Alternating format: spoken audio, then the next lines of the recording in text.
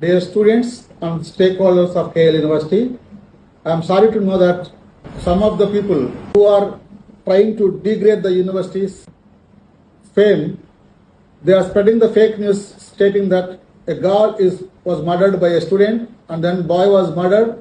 It's all the fake news.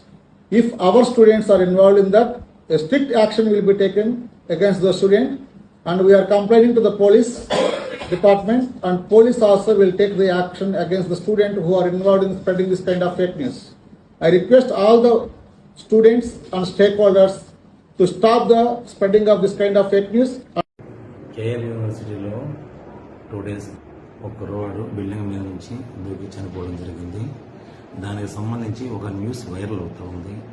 ఇద్దరు అబ్బాయిలు ఒక అమ్మాయిని చంపేసి బ్యాగులో పెట్టేసి కాలేజీలోకి తీసుకొని వచ్చారు. పోలీసుల బాడీని పట్టుకున్నారు. ఆ ఇద్దరు అబ్బాయిలు పారిపోయారు అనేది ఒక న్యూస్ సోషల్ మీడియాలో వైరల్ అవుతూ ఉంది. అవన్నీ అవాస్తవాలు.